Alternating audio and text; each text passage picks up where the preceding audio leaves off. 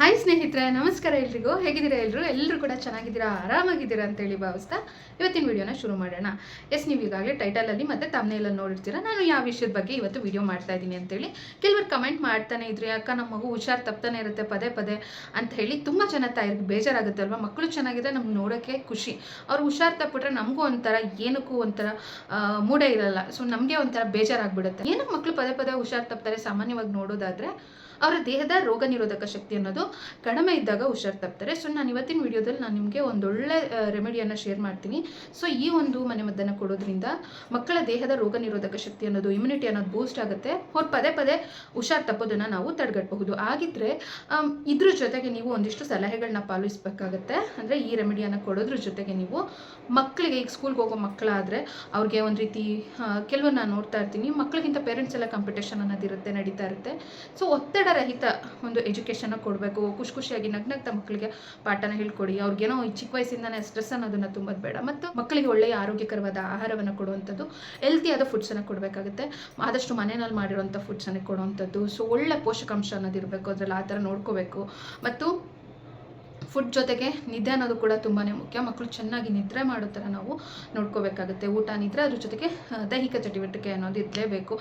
ಹೊರಗಡೆ outdoor games, ಬರೀ indoor ಅಂತಲ್ಲ, ಔಟ್ಡೋರ್ ಗೇಮ್ಸ್ ಕಡೆ ಕೂಡ ನಾವು ಮಕ್ಕಳನ್ನು ನಾವು ಪ್ರೋತ್ಸಾಹಿಸಬೇಕು. ಹೊರಗಡೆ ಕರ್ಕೊಂಡು ಹೋಗೋವಂಥದ್ದು, ಪಾರ್ಕ್ ಇದ್ದರೆ ಪಾರ್ಕ್ ಕರ್ಕೊಂಡೋಗಿ ಆಟ ಆಡಿಸ್ಕೊಂಬರೋವಂಥದ್ದು.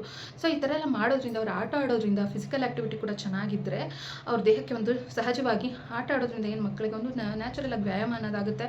ಸೊ ಅವರ ದೇಹದ ರೋಗ ನಿರೋಧಕ ಶಕ್ತಿ ಹೆಚ್ಚಾಗೋದಕ್ಕೆ ಅವರ ರೋಟೀನ್ ಅನ್ನೋದು ಕೂಡ ತುಂಬ ಮುಖ್ಯ ಆಗುತ್ತೆ. ಅದರ ಜೊತೆಗೆ ನಾನು ಇವಾಗ ನಿಮ್ಮ ಜೊತೆಗೆ ಒಂದು ರೆಮಿಡಿಯನ್ನು ಶೇರ್ ಮಾಡ್ತೀನಿ. ಅದನ್ನು ನನ್ನ ಮಕ್ಕಳಿಗೂ ಕೂಡ ಕೊಟ್ಟು ತೋರಿಸ್ತೀನಿ. ಸೊ ನಾನು ಸಹಜವಾಗಿ ಆದಷ್ಟು ಮನೆ ಮದ್ದಿನ ವಿಡಿಯೋಗಳನ್ನ ನಾನು ಶೇರ್ ಮಾಡಿದಾಗ ಅದನ್ನು ನನ್ನ ಮಕ್ಕಳಿಗೂ ಕೂಡ ಕೊಟ್ಟು ತೋರಿಸ್ತೀನಿ. ಯಾಕಂದರೆ ಅದೆಷ್ಟು ಸೇಫ್ ಇದೆ ಮತ್ತು ನನ್ನ ಮಕ್ಕಳು ಬಳಸಿರೋವಂಥದ್ದು.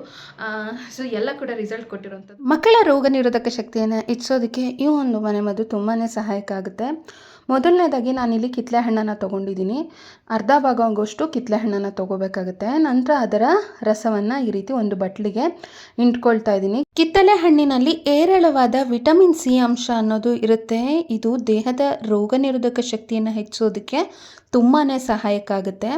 ಇದರ ಜೊತೆಗೆ ಈಗ ನೋಡಿ, ಒಂದು ಕಿತ್ತಳೆ ಹಣ್ಣಲ್ಲಿ ಅರ್ಧ ಭಾಗದಷ್ಟು ಕಿತ್ತಳೆ ಹಣ್ಣಿನ ರಸ ತೊಗೊಂಡ್ರೆ ನಿಂಬೆ ಹಣ್ಣಿನ ರಸ 1 ಸ್ಪೂನ್ ಆಗುವಷ್ಟು ತೊಗೋಬೇಕಾಗುತ್ತೆ. ಈಗ ಇದ್ರ ಜೊತೆಗೆ ಜೇನುತುಪ್ಪನ ಹಾಕ್ಕೋಬೇಕಾಗುತ್ತೆ. ಕಿತ್ತಳೆ ಹಣ್ಣಿನ ರಸ, ಅದ್ರ ಜೊತೆಗೆ ನಿಂಬೆ ಹಣ್ಣಿನ ರಸ, ನಂತರ ಜೇನುತುಪ್ಪ, ಇಷ್ಟನ್ನು ಹಾಕಿ, ಜೇನುತುಪ್ಪ ಒಂದು ಅರ್ಧ ಸ್ಪೂನ್ ಆದರೆ ಸಾಕಾಗುತ್ತೆ. ಚೆನ್ನಾಗಿ ಮಿಕ್ಸ್ ಮಾಡಬೇಕಾಗುತ್ತೆ. ಇದನ್ನು ನೀವು ಹಾಗೆ ಕೊಡ್ಬೋದು, ಮಕ್ಕಳಿಗೆ ತುಂಬಾ ಇಷ್ಟಪಟ್ಟು ಕುಡಿತಾರೆ. ಅಥವಾ ಇದ್ರ ಜೊತೆಗೆ ನೀರನ್ನು ಮಿಕ್ಸ್ ಮಾಡಿ ಜ್ಯೂಸ್ ರೀತಿನಲ್ಲಾದರೂ ನೀವು ಕೊಡಬಹುದು. ತುಂಬಾ ರುಚಿಕರವಾಗಿರುತ್ತೆ. ಸೊ ಮಕ್ಕಳು ಎಷ್ಟು ಇಷ್ಟಪಟ್ಟು ಕುಡಿತಾರೆ ಅಂತ ನಿಮಗೆ ಇಲ್ಲಿ ಗೊತ್ತಾಗುತ್ತೆ. ಇನ್ನೂ ಬೇಕು ಅಂತಂತಾರೆ. ಮತ್ತು ಇದನ್ನು ಬೆಳಗ್ಗೆ ಹೊತ್ತು ಖಾಲಿ ಹೊಟ್ಟೆನಲ್ಲಿ ತೊಗೊಂಡ್ರೆ ಒಳ್ಳೆಯದು. ಅಂದರೆ ಬೆಳಗ್ಗೆ ಎದ್ದಾಗ ಮಕ್ಕಳಿಗೆ ಉಗುರು ಬೆಚ್ಚಗಿನ ನೀರನ್ನು 1 ಲೋಟ ಆಗುವಷ್ಟು ಕೊಡಬೇಕು. ನಂತರ ಇದನ್ನು, ಈ ಒಂದು ರೆಮಿಡಿಯನ್ನು ಕೊಡಬೇಕಾಗುತ್ತೆ. ತುಂಬಾ ಒಳ್ಳೆಯದು ನೋಡಿ, ದೇಹದ ರೋಗ ನಿರೋಧಕ ಶಕ್ತಿಯನ್ನು ಇದು ಹೆಚ್ಚಿಸುತ್ತೆ. ಇದರಲ್ಲಿ ಒಳ್ಳೊಳ್ಳೆ ವಿಟಮಿನ್ಸ್ ಅನ್ನೋದು ಇರುತ್ತೆ.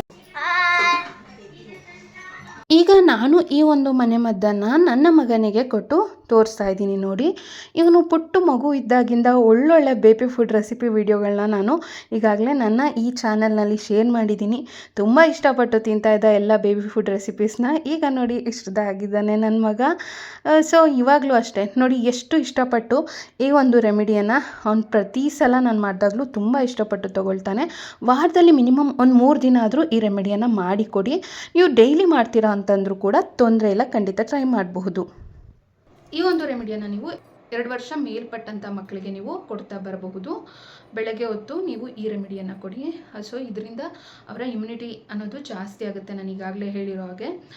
ಸೊ ನಿಮ್ಗೇನಾದ್ರು ಡೌಟ್ಸ್ ಇತ್ತು, ಏನಾದ್ರು ಅನಿಸಿಕೆ ಅಭಿಪ್ರಾಯಗಳಿತ್ತು ಅಂತ ಹೇಳಿದರೆ ಕಮೆಂಟ್ ಮೂಲಕ ಬರೆದು ತಿಳಿಸಿ. ಹಾಗೆ ಈ ರೀತಿಯ ಸಾಕಷ್ಟು ಮನೆಮದ್ದಿನ ವಿಡಿಯೋಗಳನ್ನು ಮತ್ತು ಅದ್ರ ಜೊತೆಗೆ ಒಳ್ಳೊಳ್ಳೆ ಆರೋಗ್ಯಕರವಾದ ಬೇಬಿ ಫುಡ್ ರೆಸಿಪಿಗಳನ್ನು, ಸಾಕಷ್ಟು ವಿಡಿಯೋಗಳನ್ನ ಶೇರ್ ಮಾಡಿದ್ದೀನಿ. ಆಸಕ್ತಿ ಇದ್ದವರು ನೋಡಿ, ಐಕಾನ್ ಮತ್ತು ಎಂಡ್ ಸ್ಕ್ರೀನಲ್ಲಿ ಕೊಡ್ತೀನಿ.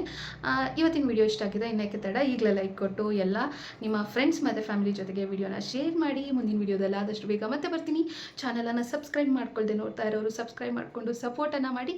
ಥ್ಯಾಂಕ್ ಯು ಆಲ್, ಧನ್ಯವಾದಗಳು.